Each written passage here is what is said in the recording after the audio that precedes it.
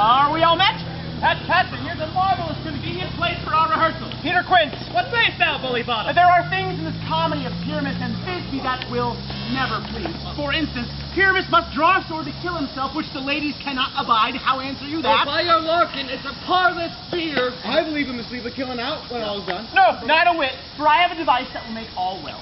Write me a prologue, and let the prologue seem to say that we will do no harm with our swords, and for the more better assurance, tell them that I, Pyramus, am not Pyramus, but Bottom the Weaver. This will put them out of fear. Well, we will have such a prologue. But will not the ladies be afeared of the lion? I fear it, I promise you. Masters, you ought to consider for yourself to bring in, God shield us, a lion among ladies is a most dreadful thing, for there is not a more fearful wild fowl than your lion living, and we ought to look to it. Therefore, another prologue must tell that he is not a lion. No, you must name his name, and half of his face must be seen through the lion's neck, and he must speak through, saying thus, or to the same effect, dear ladies, or my ladies, or I would entreat you, or I would request you, or I would entice you, not to tremble my life for yours, for if you think I come hither as to a lion, 'twere pity on my life. No, I am a man as other men are, and then you must name him his name, and tell them plainly he is... Snug the Joiner. Got it. Well, it shall be so, but there is two hard things. That is, to bring the moonlight into a chamber, for as you know, Pyramus and Thisbe meet by moonlight. Does the moon shine the night we play our play? A calendar, look at the almanac, find out moonshine, Yes, it does shine that night. Well, then we may leave a great casement at the great window open where we play, and the moon may shine in at the casement. Aye, or one must come with a bush of thorns and a lantern, and say he comes to discourse, nay, to present the person of moonshine. Moonshine! And there is nothing. We must have a wall in the great chamber, for as you know, Pyramus and Thisbe says the stories, it speaks through the chink of a wall. But you can never bring in a wall. So what say you, Bottom? Some man or other must present wall and give him some loam or some rough cast or some plaster about him and have him hold his fingers thus, and through the chink will Pyramus and Thisbe whisper. Ha! If that may be, then all is well. Sing every mother's son and rehearse your part.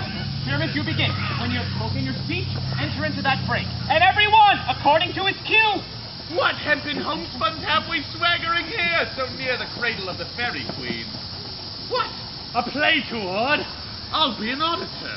An actor too, perhaps, if I see cause. Pyramus, begin. Thisbe, stand forth. Thisbe, the flowers of odious savor sweet. Odors? Odors savor sweet. So hath thy breath, my dear. But hark, a voice. Stay thou but here a while, and by I will to thee appear. Yes, a stranger Pyramus than e'er played here. Must I speak now? Aye, marry must you, for he goes but to see a noise that he heard, and is to come back again. Most radiant Pyramus, most lily white of hue, of color like the red rose on triumphant briar, of frisky juvenile and gift the most lovely Jew, and truest horse that yet would never tire. I'll meet thee, Pyramus, at Ninny's tomb. Ninus tomb, man. You must not speak that yet. That you answer to Pyramus. You speak your whole part at once. Choose a no. Pyramus, enter your cues, Pat. It is never tired. If I were fair, Thisbe, I were only thine. Oh my God! We this bring us this line.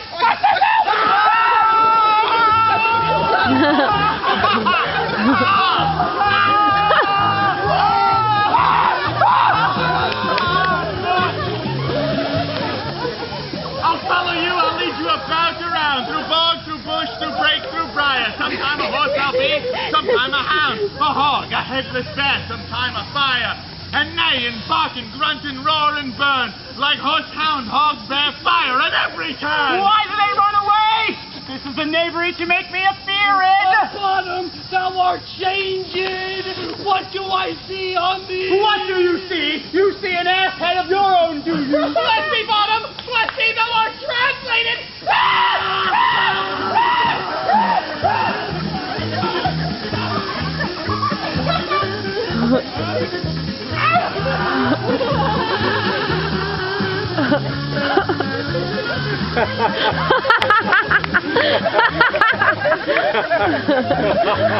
I